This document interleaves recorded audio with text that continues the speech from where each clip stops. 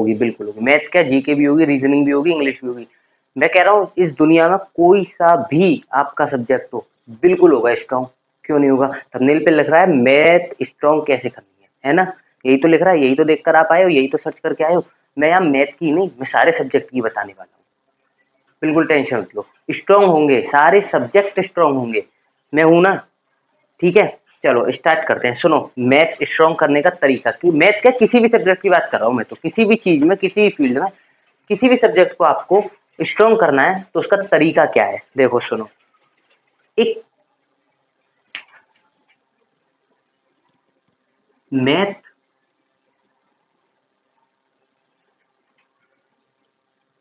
कैसे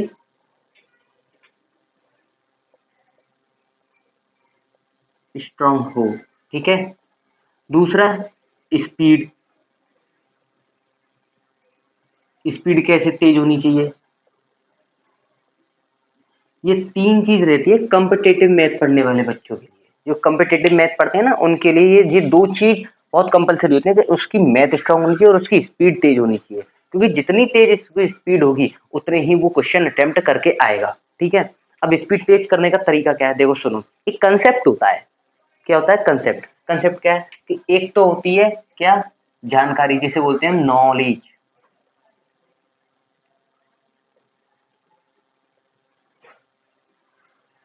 जानकारी, जिसे हम बोल सकते हैं ज्ञान, ठीक है। और एक होती है क्या, प्रयास। प्रयास, जिसे हम बोलते हैं कोशिश।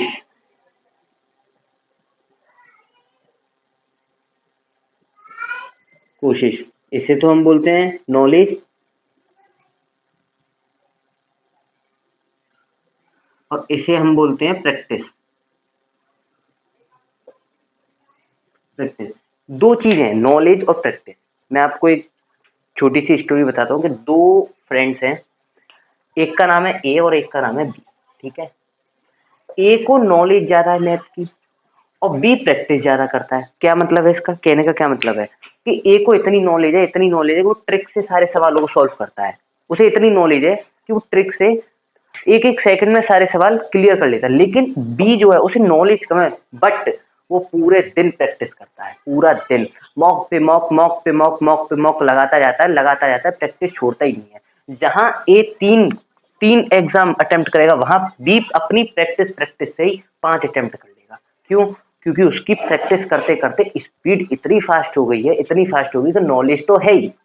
मैं कह रहा हूँ ए से कम है, लेकिन नॉलेज तो है, प्रैक्टिस करिए तो नॉलेज तो बढ़ेगी उसकी, ठीक है।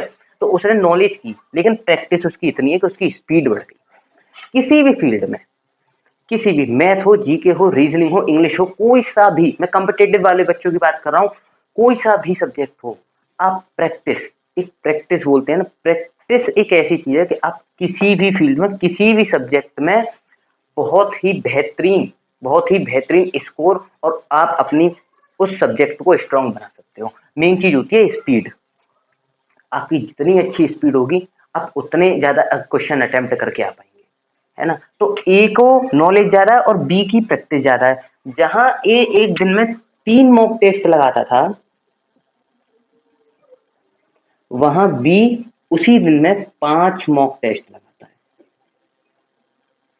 ठीक है। और हमेशा से एक चीज देखते आए ये दोनों, कि ए या 4 नंबर कम ही आते थे। क्यों आते थे? लेकिन नॉलेज तो इसको ज्यादा थी। अरे नॉलेज से क्या है, उसने प्रैक्टिस की है, उसकी प्रैक्टिस काम आ रही है। प्रैक्टिस बहुत ही बेहतरीन चीज है। तो ये सर्च करना बंद करो, कोई वीडियो आपको मैथ स्ट्रांग करने करा ही नहीं सकती है। अब वो आपके हाथ में, आपको प्रैक्टिस करनी पड़ेगी। जितना आप प्रैक्टिस करोगे, उतनी आपकी मैथ स्ट्रांग, ठीक है।